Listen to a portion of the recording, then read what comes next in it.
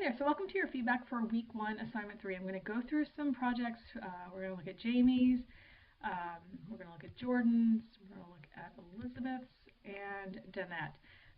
So what I want to do is go back to the first one here. I want to give you feedback to consider for revising your assignment. For those of you who have met the requirements, I want you to think about how to continue to push the design so that you sit in that exceeding expectations area of our grading rubric. And I'm going to give a second video on how to play around with some more complex tools in Illustrator to kind of elevate the composition, and maybe you want to use some of those more advanced tools and in combination with your palettes to try some high and low key compositions, monochromatic compositions that are even more complex in the use of rectangles. So starting with Jamie, really great job. We have light values in the high key, dark values in the low key. So everything here is nice and tidy. I can see you use the presentation template. So all in all, I think it looks really nice. Let me just shrink my window down a bit here. It looks really good. So I'm going to post that second video for you to check out, and maybe there's some tools and techniques in there that you can utilize to continue to push the complexity of your composition, to push it into that exceeding expectations area. So let's go to the next one. Jordan here.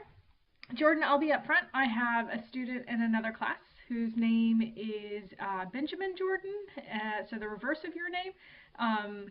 So I'm already confused, so that was, it took a while for me to figure out that I was actually dealing with two different students. So I'm going to apologize in advance if I accidentally call you Benjamin. So there's that. Everything looks good. High and low key look really great. Nice orderly composition. So there's a really strong understanding of the concepts. I would think about the way the lines are spaced. If you want to revise this assignment, I would think about the way the lines are spaced.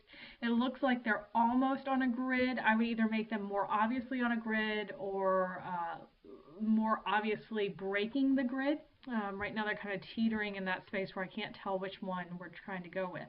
But I'm also going to submit the second video for you to check out with just advanced techniques to really push your use of rectangles and combining some of the different tools that we've already used this week.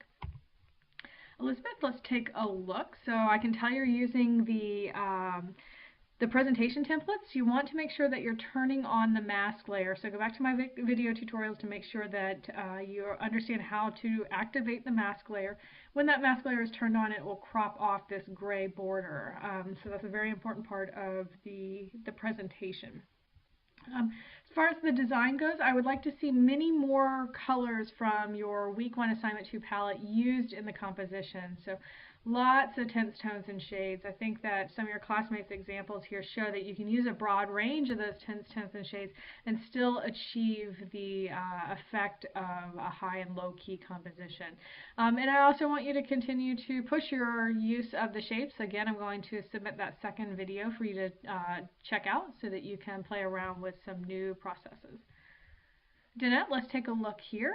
Everything looks good. For the high key, I would go with a few more light values in the composition, and for the low key, I would go with a few more of the darker shades and tones, just so there's a little bit more of those present. So thinking about the low key as having a representation of the darkest value in the composition, and the high key having a representation of the lightest value in the composition.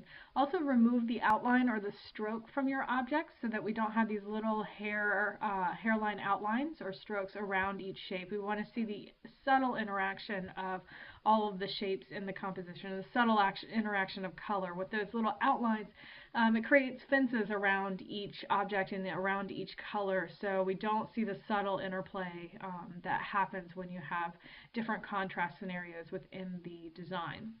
And I'm also going to submit that second video, so make sure to check that out.